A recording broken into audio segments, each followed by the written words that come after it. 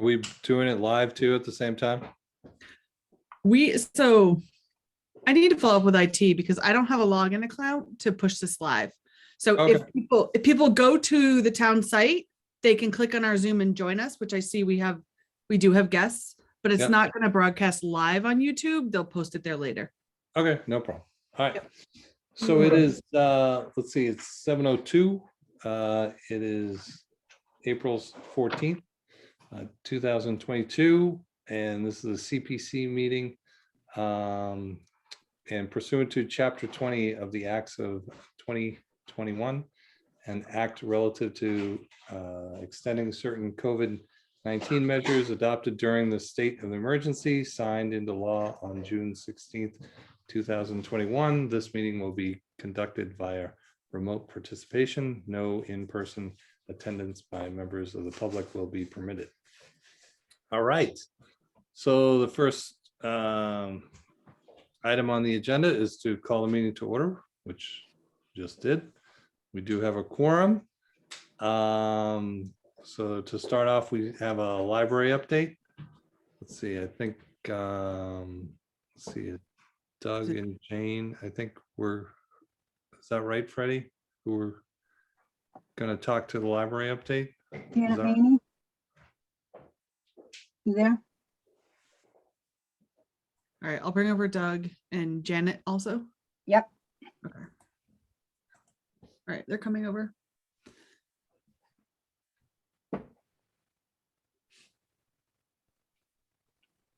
Welcome. Hello. How are you? Good. Thanks for thank you. joining. Okay, I'm coming. And it's coming too. Yeah. There we go. Hi. Hey, Janet, how are you? Good. Janet. All right. So I know there's been a lot going on at the library. If you can just give us a little update as to what's happening and the status of the project, that'd be a great help. Who do you want to have address it? Doug or myself? Well, Janet, why don't you go ahead? I'll jump in if you need any technical assistance on it. Okay. Well, I mean, I think you folks thought that the project was finished at the library, and we thought so as well. But so Ryan wrote up a very strict timeline, and Freddie was going to share that with you all. Have you seen that? Of the different things that came up? Well, in any case, we had a leak in the roof in September. A number of assessments were done. The roofing people came back in, the architects took a look, and we came up with a solution that was a $4,000 or $5,000 effort. There was a bigger job we could have authorized, but we thought that might do the trick. So we went ahead with that. And it did improve things. I mean, and they've checked out a number of other things. They looked at the drain, they looked at other things that have caused trouble in the past, and everything else seemed to be working. But the less expensive fix didn't work. Things were good for a while, and then we started getting leaks again.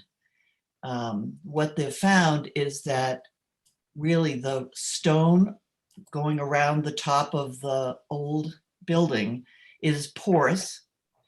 And when it rains, it doesn't come directly in, but it pools on top of some of that stone, and the stone absorbs it, and then, water finds its way out. And that was the cause, the root cause of the leak. What they did do is bring in someone who'd done some other testing for us for another opinion of it. And he thought that was the cause. The architects agree that that's the cause. They think that this is the root issue. But fixing this is putting a barrier around the top. I do have pictures. The top of the whole old sandstone roof edging. And we think that will finally do the trick. But it's an expensive fix because it's pretty extensive work. totaling. This wasn't part of the original project? Well, it is. It's the roof of the original building. I mean, the project was Question is, labeled. why wasn't this Facade. done? Why wasn't this done with the original project and? like So, it was- this is a bit of an enhancement to the project. It's a little bit beyond roofing work in that we're actually dealing with some of the masonry at the coping stones. We thought that addressing the roof was going to solve all of the problems. It turns out that we do need to do this additional piece to seal the masonry and to create the full barrier that we need at the roof level. Yeah, So this I mean, was not part of the original scope at all. Is that correct? It was not, it was not. but I mean, part of this is also based on the original project. You had to put extra insulation in, which is current code. And that led the roof to be a little higher and made the water more able to get to the sandstone. Am I saying that correctly? Yeah. Yeah. So it's certainly all related.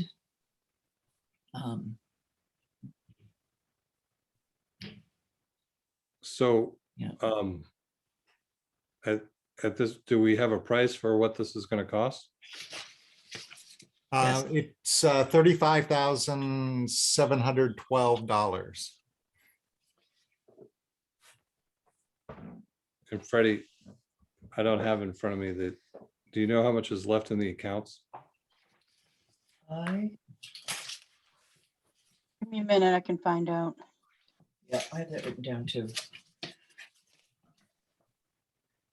About 58,000, between 58 and 59,000. Let's hope that's not correct because there's 100K that needs to be available for the PR.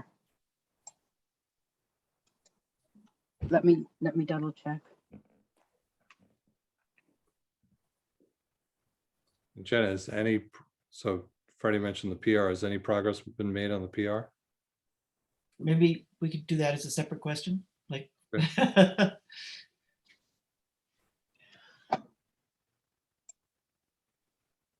Andrew, I think I may have to get that from Carla tomorrow because they stopped reporting it the way we used to get it on the ledger sheets. Somehow the bond funding doesn't stay on the ledger sheet, but I believe there's more than enough to do both. But I think you want to get that directly from Carla tomorrow. Okay. Do you have any other questions about the work that needs to be done, the reason for it? I'll open up to the rest of the committee. I guess all I would say is working on a building of this age, the idea that one would encounter, an unsuspected problem in doing it, it's almost a given. And this is why, this is the very reason why we ask for a contingency to be budgeted in. And if we have the contingency funds, this is what they're there for, this kind of thing.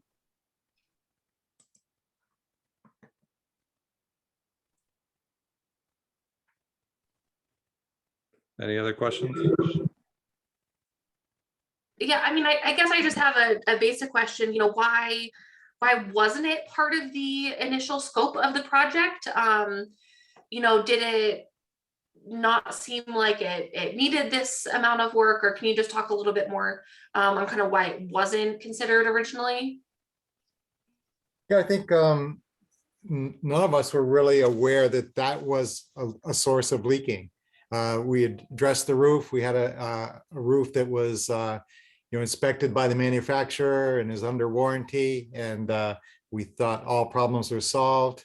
We were seeing leaks that showed up a couple of days after a rainstorm, completely baffled as to why that would be. And it turns out that it's the lag time that it takes for the limestone to absorb water and then pass through and come into the building. So it was, I think we felt everything was addressed with the new roof, but just did not realize that the stone was actually part of the problem that we're facing. And this is only one of the problems. I mean, there was the drain that had to be cleaned out and fixed. We realized that. Inspected the So drain. there's been a number of different roof issues. So trying to, we've patched each one up and fixed it and whatever, and then it still happened again at a different spot. So it's not that it was ever, perfect. It's an old building.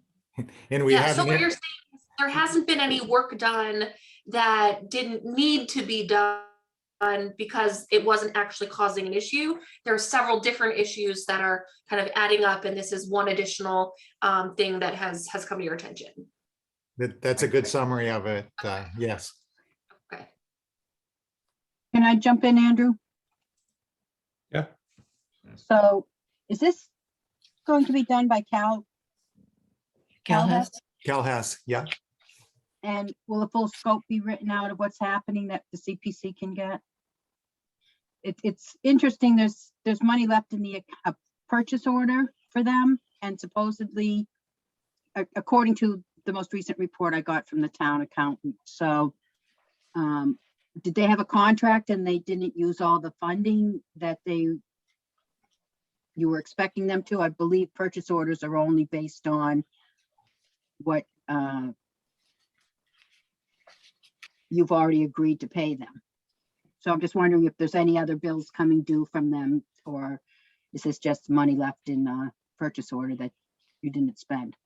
Or is that a conversation Janet and I should sit down with Carla to go over? But according to that, there's enough money left in the CalHS account to cover it. The purchase order. So one of the things that came up was, just so that CPC also knows, that Carla reached out because of audit from the whoever audits the accounts, and she was inquiring about all of our bonded funding that they were looking at, and are the projects done. So it's one of the things we just have to keep in mind. The town accounting looks differently at bonded funds. So she said there's 168,855 in the left in the account. Not counting a purchase order with 46,515 left. So, But we don't anticipate any other bills coming in on that purchase order. Is that correct, Janet? Like there's no outstanding bills? I haven't been filing the bills, but actually Ryan sends everything through. I haven't seen anything in months and months. So not since that other fix that we did in the fall, the $4,000 to $5,000 one. which I know we paid. Okay. Yeah. We just want to double check before you commit that this is all, this report is Yeah, correct. it's my understanding the contractor has been paid in full to this point. So this would be the only additional that we're looking at. What about the architect or? We're sticking with you in this project, and we're not asking for any additional services. Thank you. We're asking for services, but you're not asking for payment for them. Yeah, yeah. We're giving you services. We're not asking you for additional payment. All right. Any other questions from the committee? Or from the public? Sam, any questions? I take it as a no. So. For No, I was me, saying Sam. Sam's the only one in the audience. Okay.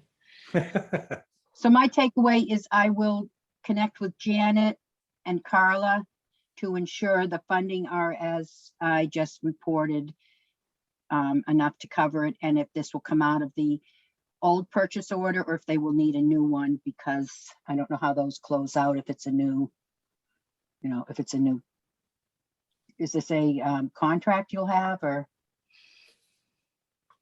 We're going to do it as a change order to the change order. The original contract with Cal Hess. Okay. So does that work for you, Janet? You and I will talk with Sure. town accountant. Okay. Okay. Everyone comfortable with that? So now to the preservation restriction. Yes? Yes. Yes. Well, this seems to be something that just goes on forever. The last we had gotten good communication on was Mass Historical Society asked, Aldo Cipriano, our former attorney, had been in touch with them, and they asked for a number of different pieces of information in order to decide whether or not they would hold the restriction for us, which would be the ideal situation. They don't actually charge, and they have to approve preservation restrictions anyway in the end of the whatever route you take to have one. So that was in April, I believe. They asked for a packet of information. Ryan put it together and sent it in a couple weeks later. So that was either end of April or beginning of May. And we have not heard back from them, which I guess is fairly typical. What we've also done, since Aldo was our route to him, to Mr. Steinitz, we've been trying since September to get with our current attorneys to discuss this and see what steps should be taken. I finally, after a number of missed meetings, they were having standard meetings and you could just go and show up, which I didn't want to do because this is a fairly technical thing to be asking them. I sent in a request for meeting in December. I reminded them in February. We just reminded them again. We're asking to sit down with him and see what the next step should be on that front. And that's where we are. Jen, didn't Mass Historic originally say they wouldn't hold it? Like, We've never heard that. Aldo said that they would consider it. Mr. Cipriani, yeah. And they did in fact send a very detailed a set of requests to Ryan, which he put together the information and sent it in. It's, that to me sounds like they're considering it, but. so I guess my only concern, and I'm not an expert on this, but if they're not going to ask for any funds, they're just going to hold the restriction. Like I remember the other company that was, or organization that was going to hold it, asked for a sum of money, and they were going to come out and do a review every year and make sure that the restriction wasn't being violated, which made sense because that would mean that they're really checking up to make sure that the restriction is not violated or been imposed upon. Might be a better term. What is Mass Historic going to do other than just hold it? Are they going to hold us accountable that we're not breaking the restriction? I don't know that. I mean, they hold restrictions, or on lots of different kinds of buildings. I think municipal buildings. I don't know what the follow-up is. Yeah, typically, if any changes are proposed to the building, the Mass Historic Commission needs to review those changes. And typically, we send them our drawings and specifications of a project, and they will review it and get back whether it's a no adverse effect or if they want changes on it. So Doug, I'm going to look to you as more of an expert on this than the rest of us. Like, Yeah. who have you seen in the past that has been able to hold these restrictions and maintain them and do the due diligence? So we're working on a project in the town of Concord right now, where the Board of Selectmen are holding the preservation restriction, and the local historic commission is monitoring it, is the monitoring body. I think one of the things that was talked about here was whether Historic New England would hold it. And generally, we found that they're not interested in institutional buildings, only residential properties. So, it varies. But if the Mass Historic Commission holds it, that's a fairly typical one. Also, the St. Mark's Church right next door, the Mass Historic Commission is holding the preservation restriction. So I have a comment on that. So I was reading Freddie's notes that she circulated from John Parent yesterday. And, it says the Mass Historical Commission would be the best entity to hold the PR, but they only hold PRs for projects that they give grants to. And Southborough is not eligible for a grant based on not having the qualifying historic district. So that has recently changed. Southborough was recently, our National Register Historic District was recently approved. So it may be worth, revisiting that with Mass Historical, whether this would be a good time to apply for a grant, and then, if they were to give us a grant, then to ask for a preservation restriction. But the element of the National Register District may be less of a barrier now than it was before, because that's recently changed in town. Could I jump in on that? So that you're correct, Anne, that was older information. I wrote that last December based on information from a year ago. I think someone should look into it, because I actually thought that was because that had changed, that it would be worth mentioning that and letting Mass Historical know. However, you can't get a grant. The state won't fund projects that you've already funded. Mhm. So I don't know what's left for historic preservation on either, and this would have been perfect for both the townhouse and the library, because it would not only have gotten you the PR, but it would have given each project up to $50,000 in grant funding if you had been successful. So I don't know that without the grant that they will hold it. Do you know, Doug? Is that something they have Yeah, done in the past? I think that is the case, that as Annie said, that typically MHC holds it only if they've given a grant to it, I believe. But Annie, you're thinking that with the change of you actually becoming a registered district, and the library, for instance, a contributing structure, would change their look at it. Well, I'm just saying that, I don't know, I'm not privy, I haven't been in contact with them about anything. Yeah. But I just wanted to make clear that we do have the National Register Historic District, in case people weren't aware of that. Yeah.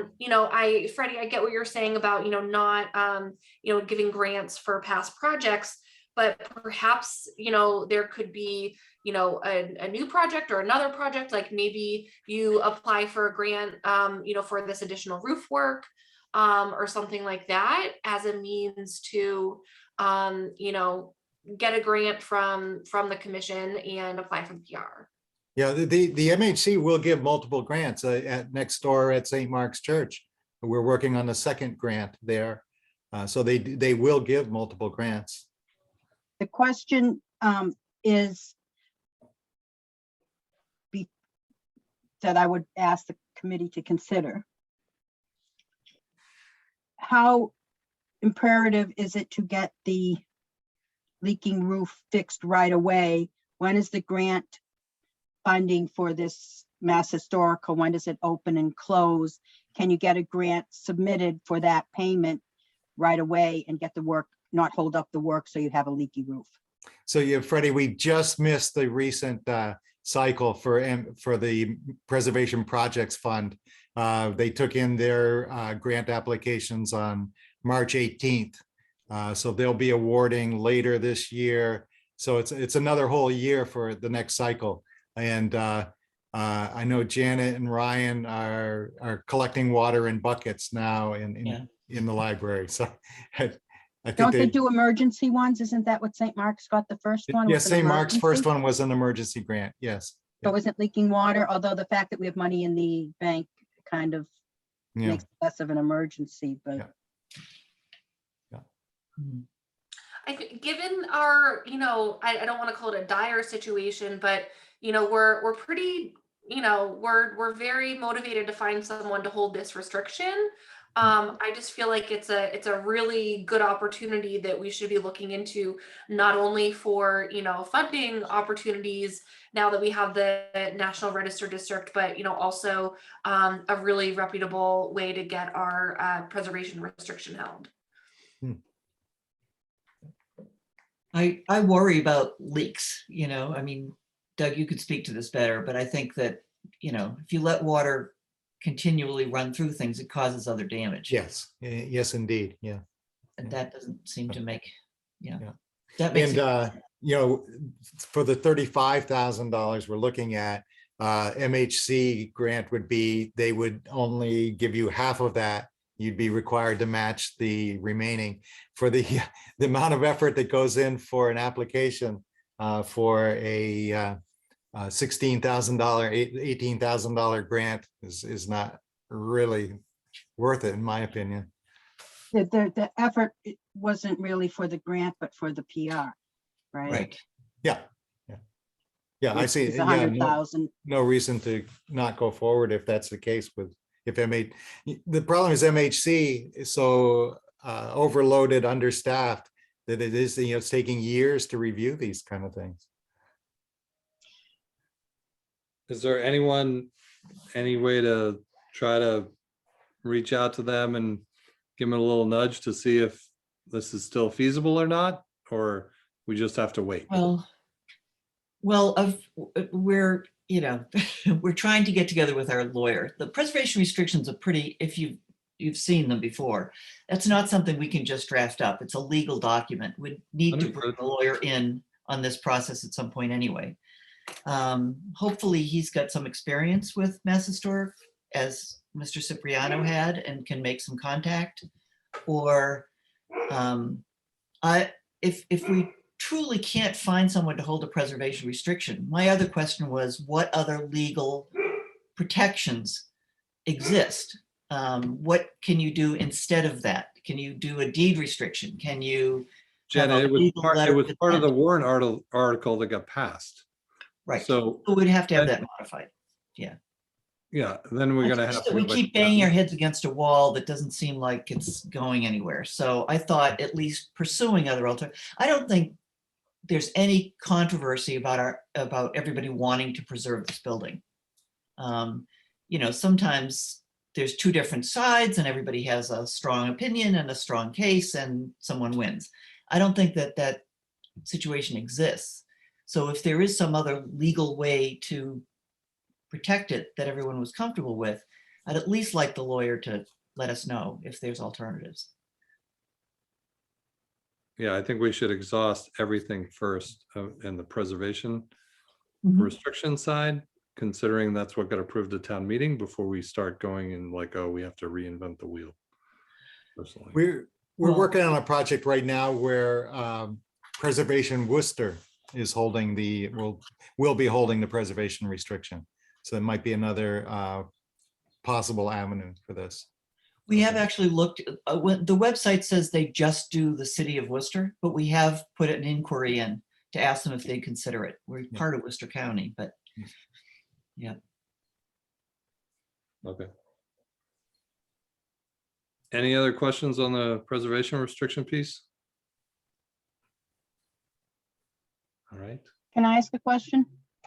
Yes, Freddie. Doug, are you aware of consultants that will help work with the town to move this through?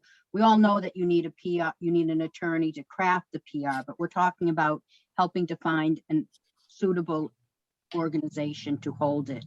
And the Concord situation, I would believe that's not a municipal building, right? Because That's right. Yeah. you can't have the chicken and the hen house and the fox. Right.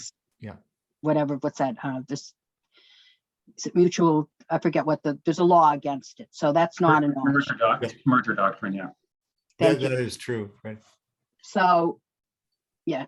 But are you aware of like your firm or anyone else that would be able to, be hired by the library or the townhouse also to help facilitate finding an appropriate? We have worked with a couple of attorneys. I can provide some information on. I don't have it the tip of my tongue at the moment, but we do have. We have worked with attorneys that can do this. We're not talking, I wasn't asking about the actual drafting the PR because we have to believe that, Oh, and holding the PR. not holding it, but helping them to find, because it seems like a lot for what I'm hearing. And I spoke with John Parent also. Yeah. I For, think the question, Doug, is, do you know anyone who can help guide the town for these two buildings to get someone who can actually hold the PR, not draft it, but at least find an appropriate agency or group that will hold the PR and help guide us through this process? Yeah. We can do some research on that. We do work with people that do. Names aren't coming to me at the moment, but I can look into that for you. That'd be great. So. All right. Any other questions on the preservation restriction? All right, next one is signage discussion. Janet's got it again.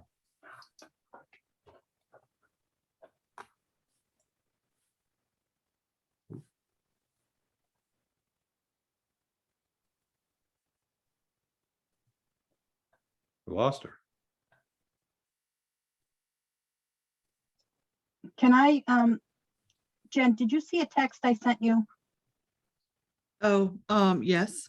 Can I you, think, I was driving through Concord and I saw a big sign. I often see these in other towns, identifying CPA funding. And I think this is the type of signage that could be appropriate for something as substantial as $1 million on the library or 2 million on the townhouse, or, you know, we've talked about the language before, but never like the size. So I just wanted to, can you put that up on the screen? It's not great. I was driving by, but. yes, I'm just trying to get off my phone. Okay, sorry. I No, it's I meant okay. to send it with that other email. I think I assumed that you had texted it to everyone and not just me, but that's okay. Give me 1 second.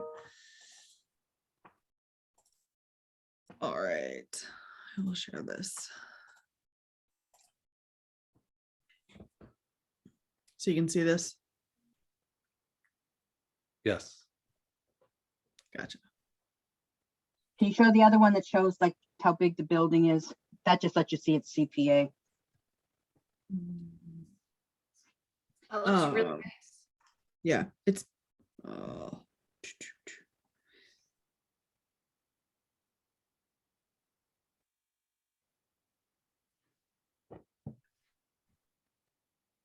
My point was, I saw it driving down the road, not walking by up close.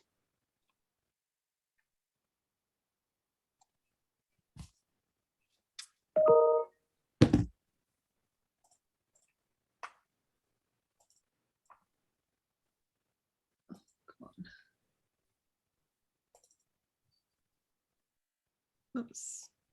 Sorry, can you see this now? Yes. Okay. So this is like, so that's it in perspective with the rest of the building there. It's a big sign. Nice. Yep. Cool. So you're proposing that, like, that's ideas for what we could do in front of the library or the townhouse, or right, Freddie? Or maybe the baseball field. All projects where we're, you know, I don't expect it on the books that the town clerk is redoing, but where appropriate, you know, it should have been something like that. I don't know what we ended up with at South Union School. And but it's just a thought. Concord's not the only town down the Cape. You see it a lot. You run into this, Doug?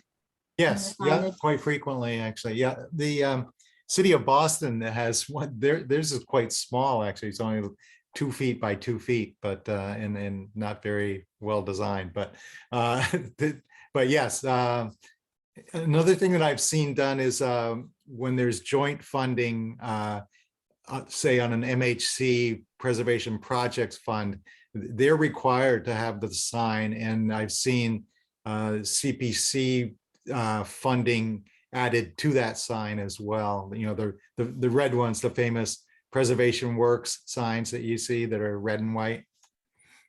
Yeah, I have seen these signs. The one you showing from Concord is looks like a very nice design. Okay. Not sure what happened to Janet. So maybe as a takeaway, Betsy, can we send that picture of the sign to Janet and say this is, if everyone Yeah. agrees, this is the type of thing that we'd like to see as a sign for Yep. for the library. Shall do. So Andrew, I think maybe Janet left because your agenda said that St. Mark's was going to talk about their sign. Well, I was still on the library update signage. Okay, okay. But yeah, She raised her hand. I think she knew she, okay. so, okay. Any other questions for Doug while we've got him on the library? All right, Doug, thanks for joining. I appreciate it. All right, you're welcome. Thanks for the Okay. update. Wait a minute, Doug, Can I sit in to hear the St. Mark's? and the discussion? townhouse. In the townhouse. Yeah, sure. Okay. Let's go. So Freddie, you want to talk about the St. Mark's Clock Tower? The St. Mark's Clock Tower, I would like to say they've been very proactive, contacting us about what their next steps are. And they have another meeting to finalize some plans before they want to come in to our next meeting. So they'll be here on I think it's May 19th. But they did mention that Doug was going to be, no. Lynn Spencer mentioned you were going to be here, so, Right. you know. So the only comment they wanted was some guidance on the signage. And if you are comfortable with that sign, I could go back to Concord and get a closer picture of it when I'm over there to send them. But we could send them if you're comfortable with that as the type of thing for discussion. Because we didn't say exactly what you meant by a sign. But they'd like to know what you're looking for when they come next time to your next meeting. And Freddie, weren't they also asking about how we felt about sort of sharing signage with Mass Historical? You know, sort of all on the same sign. I think I remember from the yes. correspondence, I think they were asking that question. Yes, and that goes to Doug because they're required probably from that grant to put up signage. Yeah, they're required for that red and white sign that says Preservation Works. Secretary Galvin has given them a grant, and but as I mentioned many times, we see a kind of an addition to that sign which says additional funding also provided by Community Preservation Act. Is that usually a freestanding sign or is it attached to the building or? It's usually a freestanding on posts, stays up during the project. And Just- after- Freddie, the one you were showing at Concord, it looks like a permanent one that stays there for a while. Huh?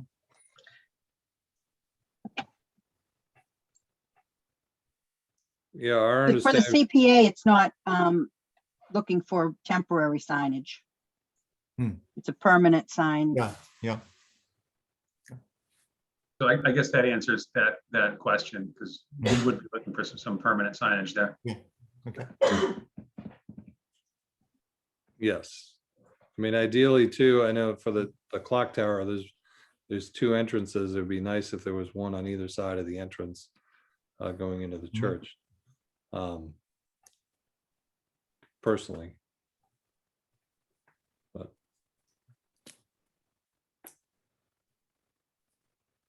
Would a bigger one in the front and then a plaque for the second one be acceptable? Just don't know how many big signages. Or are you looking for two big posted signs, Andrew? I mean, I'll leave it up to others, but I think, like I said, you could come in either from the side coming from the townhouse or coming from the vestry. Either way, the two entrances going into the clock tower to get into the church.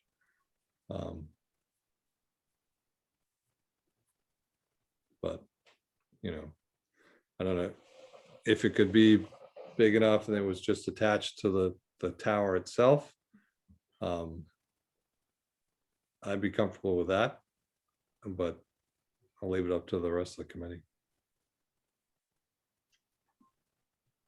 Like a And I plaque, think they're just looking for guidance. This isn't the final, yeah. you know. I don't have a preference one way or the other, freestanding versus attached to the building. You know, it certainly, if the church has a preference. I think overall, others certainly may feel differently. I don't know that it necessarily needs to be quite as big as the one in Concord. That really kind of, I was a little surprised at the size of that. I mean, we certainly like the CPA's contribution recognized, but it doesn't, from my perspective, it doesn't need to be sort of in the forefront when you're looking at the building. But that's just me.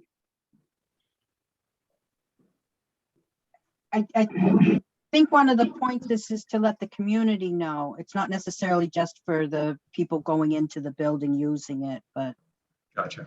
like I said, I was driving down the road and it just jumped out at me. I was Yeah. like, that's a CPA, and I think I've seen other ones in that town Yeah, of similar size.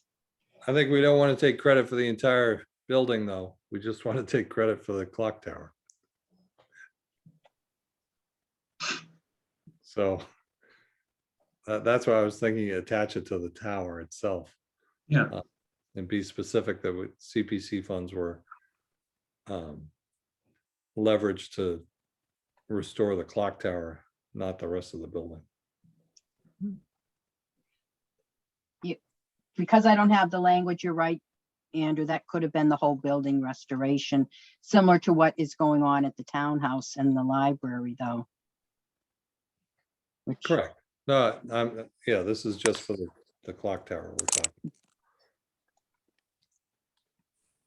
I think we should adjust based on the project and what's getting restored. So, any other comments on that one? I would agree with what you just shared, Andrew. This is Dave. I apologize. I've been having some difficulty signing on, but what you just described about the size and where it should go, I would agree with that. Yeah. So ideally, I would think if, and this is just me, if it was like a brass plaque that was like no more than, I don't know, 2 feet by 2 feet. I think, Doug, that's what you said was what Boston uses. Yeah. One on either side of the clock tower, one facing east and one facing west as you enter the building. I think there's an opportunity you could put it in the center too, but it's not well lit and no one really sees it. You know, along the paths as you come in would be ideal. But that's just me speaking off the cuff. So. Any other comments, suggestions? Okay. so my takeaway to respond to them is that it'd be okay to have it jointly with the grant funding from the Mass Historical and potentially to discuss 2 signs. on the Permanent building. signs, yeah. Permanent. Freddie, Doug, does the Historic Commission have a standard size that they require, or is it up to the, I mean, is there room for both?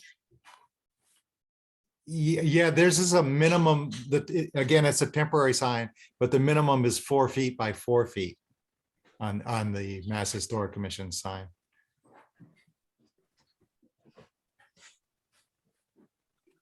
Yeah, and I guess I would just say that while, I would certainly be comfortable with sharing signage with Mass Historical. The problem is their signs are temporary and we're looking for a permanent Yeah. installation. So I think that may not work out sharing the signage that way, unfortunately.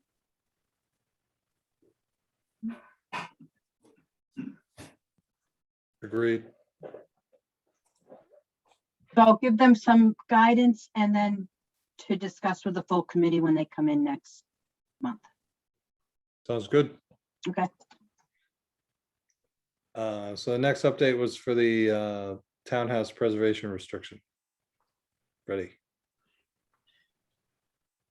I spoke with John Parent and he indicated difficulty finding someone to hold it, not knowing where to start. I really am uncomfortable. I didn't take exact notes, but it doesn't sound like anything's moved forward on that.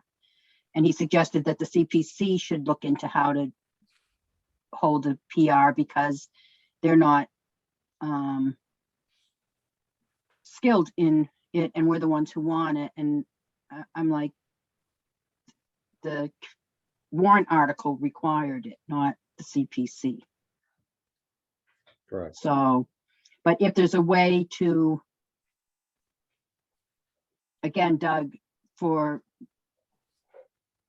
someone to help them learn what they need to do, that's not the, it sounds like they're not even at the stage of having, you don't get the lawyer until you have someone hold it. You don't have Right. to, you don't Yep. have to start negotiating what goes into it or not until you have someone who's willing to hold it. And when we first went to the, to John, we thought he was working on both the library and the townhouse because I believe the CPC suggested maybe it'd be easier to do both at once. And we had heard at one time that was it Historic New England I think so, Yes. yeah. Yes. would be maybe with both of them together as a package, it might be more doable for them to hold it. And we know we had a meeting with, I forget his first name, Mr. Peacock. And that while they don't normally hold municipal buildings, it didn't sound like it was a total never. Or that they wouldn't. So if that is something that someone could, if Mass Historic Commission isn't an option, the Worcester one doesn't hold PRs in Southborough, is going back to that organization a possibility that, is there anyone that would be could be hired as a consultant to help move those through? This was a suggestion in my conversation with John.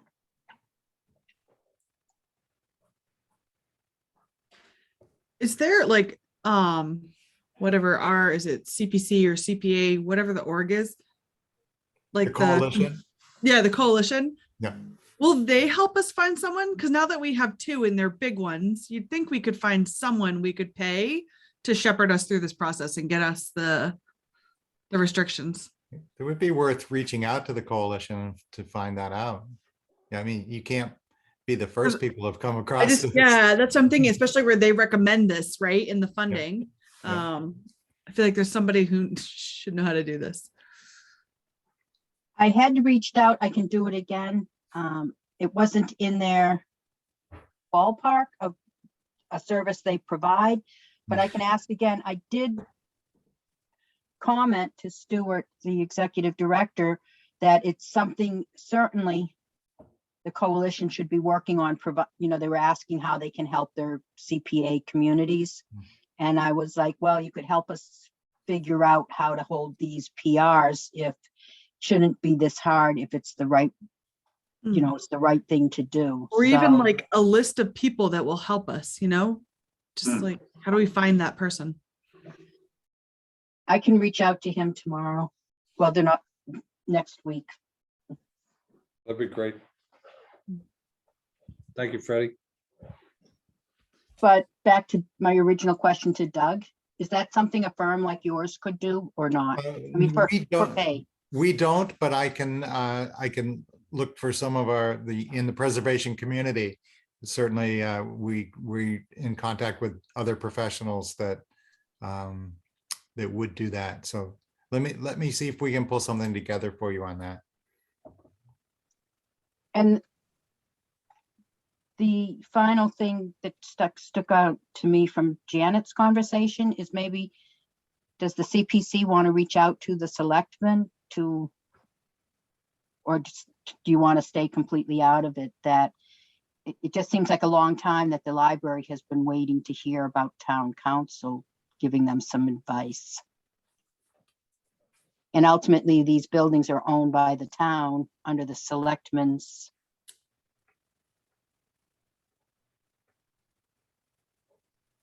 Wasn't there an 18-month requirement from when they break ground on the townhouse? Yeah, there was. Yep. And if you haven't started already, I mean, it doesn't seem like it's going to get any easier if you don't. That was just a suggestion if the CPC wanted to. Or do you want to stay out of it and let? I mean, again, it was a requirement of the Warren article. I know John Parent's been struggling with, or not struggling, but he's had some personal things he's been dealing with. But he gave us assurances that he was going to do this. So, I mean, I think we can still support him as best we can, but it falls on the applicant to get this done. So is my position, but see what others have to say. My point is the applicant was the selectman for the townhouse, right? Yeah. Ready, by reach out to the selectmen, were you in thinking in terms of maybe a letter or something like that? Or it was, I have to say, a little frustrating to hear the experience that they've been having trying to get town council to assist them here. And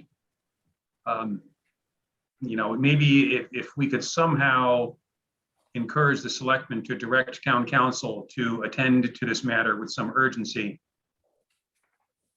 I don't know how successful we'd be, but I feel like it might be worth the effort. I mean, I think it's worth like Andrew or someone sending an email, right? Just to support the library and express that like they've been waiting for that for a while and like appreciate anything they can do to move this forward, because I know you can't get access to town council without selectmen approving it. So. Okay. All right, I'll work with I'll write up a letter and get it over to them. An email. Okay. Any other questions on the townhouse? All right, next item on the agenda is the recreation update for Calander Field and signage. Jenna, I think you had that one, right? Yeah. Okay. So Calander Field, the work on that is scheduled to begin soon. The contractor is going to be doing it is just finishing up a job on the Cape. So we expect that to break ground like hopefully in the next week or two. And they're saying that it should be completed with it all seeded by the end of June. And then they will then the contractor has oversight to make sure that it's like growing and field maintenance like through the fall. So they do the work, they seed it, and then they take care of it until it's like taken hold for us. So then most likely that field will come back online next spring for usage. So is there plans to like rope it off or do something to make sure no one gets on there? Like I know fields are very in high demand. So I just feel someone might just like, oh, no one's using it. Let's go over there. It looks great. Yeah, I know like when we did the Petrie, it was like staked and roped off. I think the one thing with the calendar is it's out of the way, so most likely it's less likely to have people on the field, but yeah. Okay. And I mean, nobody's scheduled on it. Soccer doesn't even want to play on it so bad, so it's fully offline right now.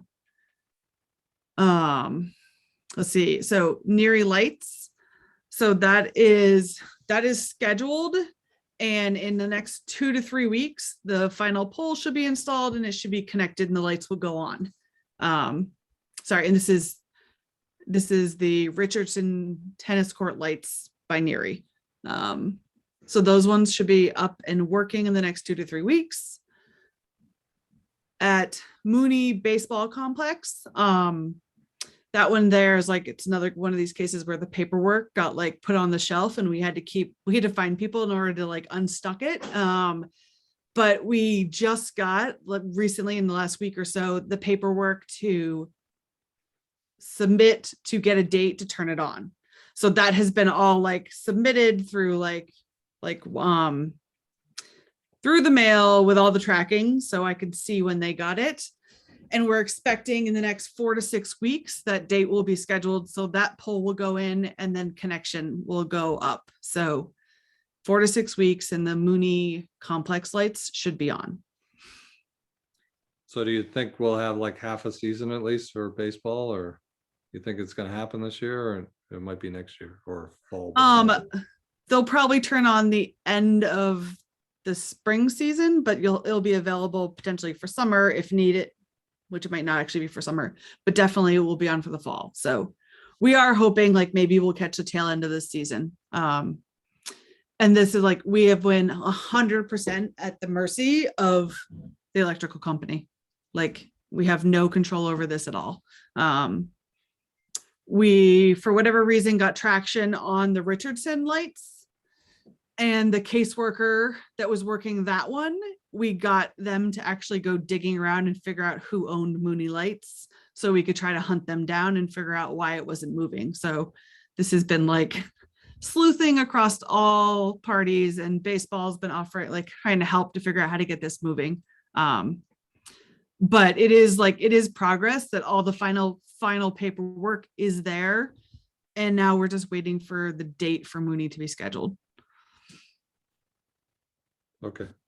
The basketball court. So I know we I'm assuming like on the books it's done, but just an update on the rest of the landscaping there. So because they seeded it last fall for us. So the grass is growing there. It's coming in nicely. DPW and Rec is happy with how it's progressing. They will do some additional seeding and working to make sure it comes in fully. But otherwise, like that there, I think is all set and done. If there's no questions on that one. So like down to the fact, like if there's any leftover funds we can vote to take the money back. So for the basketball court, I believe so, because remember they bought the seating to complete it. Oh yeah, I So, remember that. right? Yes, we had those conversations. So they have that material already. So that's what's being used this spring for any other seating and to finish that up. So there should be no additional expenses for the basketball court.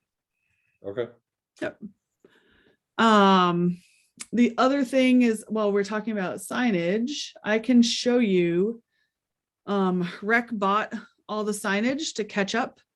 Let's see. Where's this?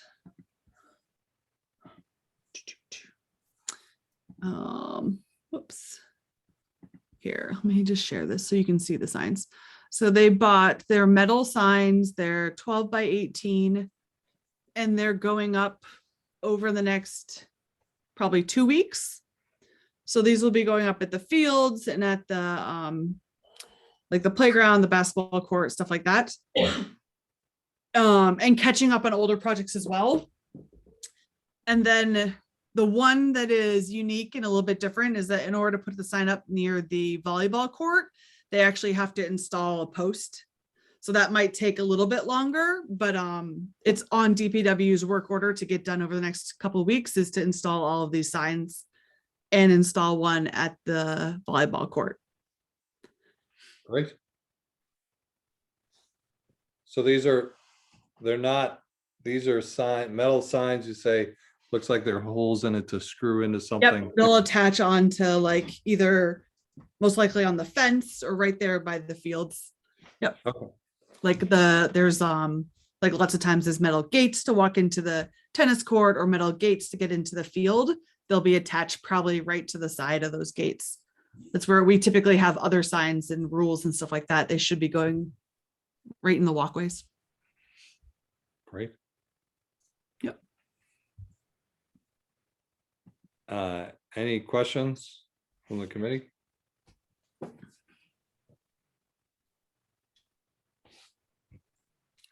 How about, So, how on about the field, Jen?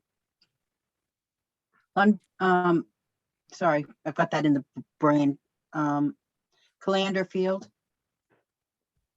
Is there Sorry. potential for a big sign, or is this just going to be, how would that? I'm assuming Calander will eventually be one of these the same sign, the 12 by 18. That the signage probably will go up after the construction's done though. So it'll be probably later this summer. Okay. So, Janet, for the three projects, the Fay Memorial Playground, the volleyball court, and the basketball court, we feel that those are completely done. We could vote on taking them funds back and reallocating them. Yeah, the playground, the basketball court. And what was the other one? Of the volleyball court. Oh, yeah. That's Yeah, I been mean, done. volleyball has been done for forever, right? Right, Okay, yes. okay. So is there a motion to return the funds from those three open accounts? So moved. Is there a second? Second, All those in favor? I'll go as I see everyone. Jen, Yes. Ann, Yes. Ben, Yes. David, yes. and Andrew is a yes. Unanimous. Excellent. All right. Andrew, Yes. it might be beneficial to have a letter from the Recreation Commission or Department saying those projects are complete to put in the file so that we can just say, done. Okay. Jen, is that something we can get? I'll ask Okay. him for it. Yep. Perfect. Great. All right. Next one, review of chapter 218 of the acts of 2016. This has to do with the CPC funding for, I think, the Affordable Housing Trust. Freddie, you were going to give an update on this, is that right? The reason I put this on is there's been talk about the funding for the Affordable Housing Trust being moved from our account to the Affordable Housing Trust. I think there's still some conversations to go on, but I just wanted the CPC to be aware of this legislation, which was after the monies were approved in 2008, 10 and 11, I believe. So in 2016, the act was amended to require the Affordable Housing Trust funds have obligations to the CPC to report every money they have spent from CPA money to us, and we're required to file it to the Department of Revenue.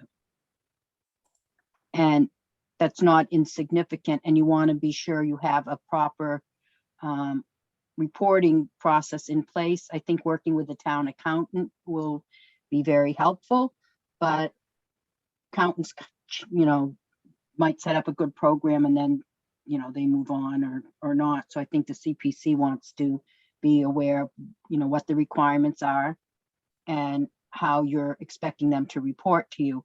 The first time it came up, I got like 20 pages when I first asked, and it had like every nail that was purchased. It was not, it really wasn't anything that was usable. So I think the coalition has maybe a form on their website of what you could use. They also highly recommend, and I believe the Department of Revenue, this is tax money, so they're in charge of everything, suggest using some type of grant agreement. And you may want to spend time looking at these documents. You know, you can read the legislation, but I think the Community Preservation Coalition does a nice job laying out, you know, what the obligations are and what you should be looking for, or having the conversation when you start talking about transferring funds. I think it's self-explanatory if you read the website. Okay. So, I mean, the last, I talked with Lisa Braccio. You know, Ben, that there was that letter, I think you saw it, that they had a the Affordable Housing Trust was saying that, oh, we're going to use it to provide affordable housing. I was like, no, I think there was a little miscommunication in what we were asking before. So I think we can leverage, you know, this act too, to say here, we need a little bit more meat on the bone. Not that we, you know, totally looking to provide the funds so they can move forward and get a project going. But if it, you know, the recommendation is to get a little bit more something in writing about what they're going to use it for, and hold them accountable for the reporting on it. I think that is a good thing as well. So if everyone's in agreement, I'll follow up with Lisa Braccio on that aspect from the affordable housing to say, hey, look, not trying to slow things down or anything, but we just want to cross all the T's and dot the I's and do this the right way up front. Is everyone good with that? Makes sense. Okay. Yeah, it sounds great. What we're asking for really isn't that burdensome for the plan, just literally something with a little more meat on the bone than we would like the money released to us so that we can spend it. You know, just some general detail. Yeah, and when you read what funds can actually be used for providing affordable housing, some of them are to subsidize like rent money for people, or you know, currently in their homes, which I don't, you know, which could happen, but I don't know if that's part of the plan. And you know, is that how the funds were originally intended? You know, I think it again goes back to the Affordable Housing Trust Fund to say, look, what is your plan to do this so that the town has an idea of how you're going to spend the funds. We just had lightning here. How you're going to spend the funds to you know, provide affordable housing. If you know, if I think it's only fair to it's visible to everyone on what that plan is. That's all. So okay. All right. Andrew, because you mentioned that, I think it would be wise to, for me to send out what the actual warrant article said, because they may have specified specific ways they were going to use the money that is not aligned with some of the other areas of the allowable uses now. Not that, I mean, that's up to the committee to decide how it fits into what was in the warrant article, but yeah. Okay. Yeah, I'll work with you on that, Freddie. I can send that out to you. Great.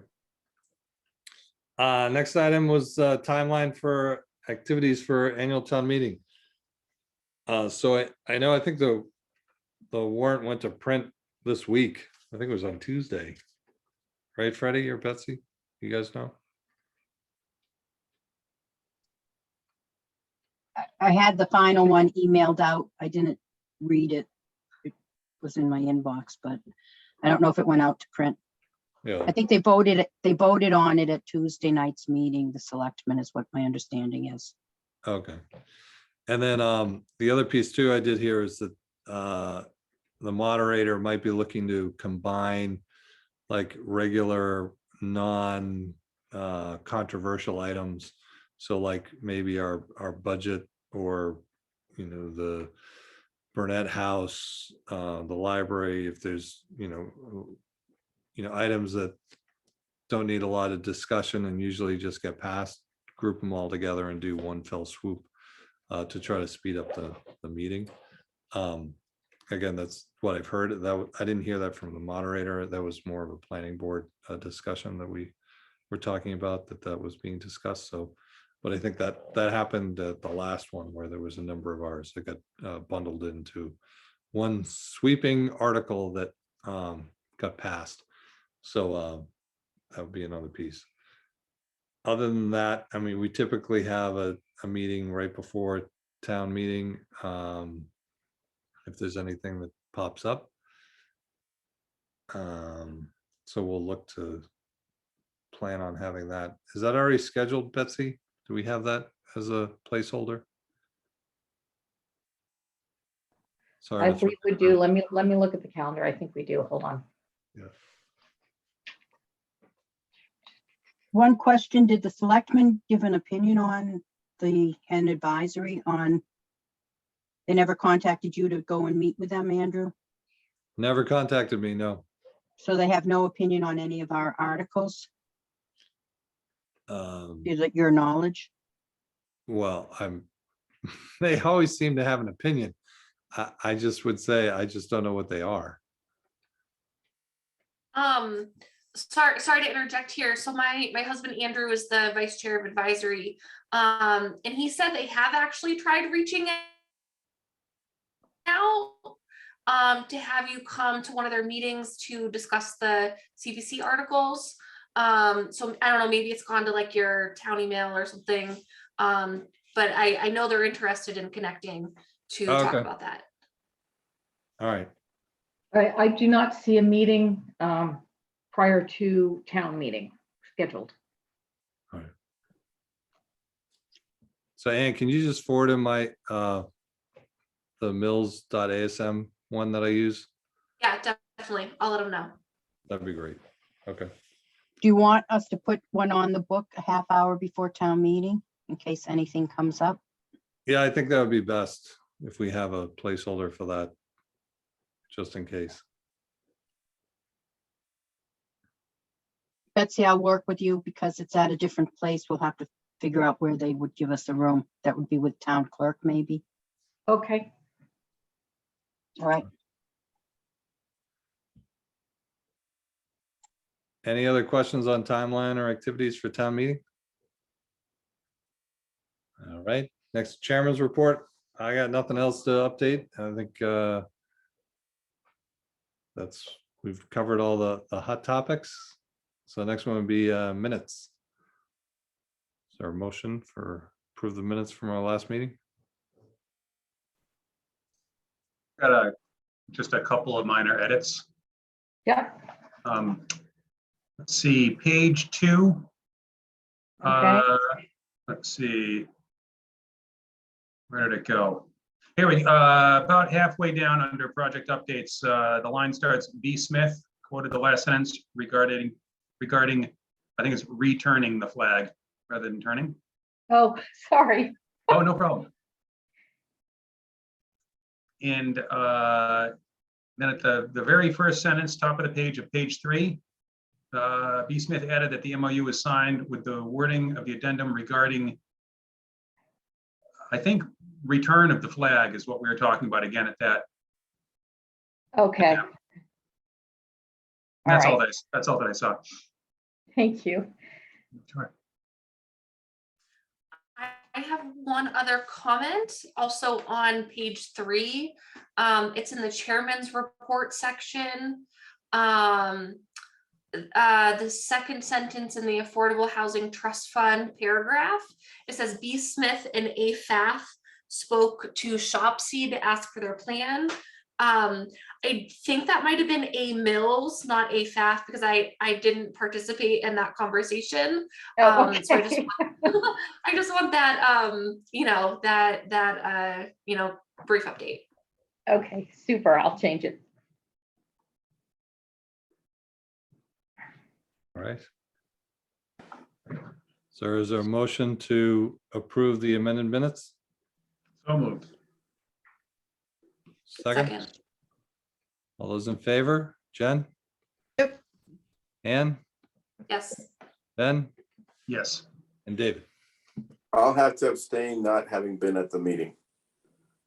Okay, Andrew's a yes. All right. Let's see, that's a wrap for the agenda. So there's only one last motion to be made. Can I just ask one quick question Yep. before we adjourn? So I saw Betsy, in Betsy's email, you had mentioned that the recording of our last meeting hasn't been posted. Do we know why that is, or has anyone looked into that? And the only reason why I'm asking is someone from the Historical Commission was looking for it. They wanted to watch it. And I didn't know where it was. So just curious if we have any insight into that. I'm assuming we just need to ask IT to post it. So Okay. I'm guessing it was overlooked. There were like a million meetings that night because I know Yeah. we had to like get off and on at the right time. So that's my guess. Yep. I can send an email to Jason in the morning. Okay. Okay, great. I can do it right now.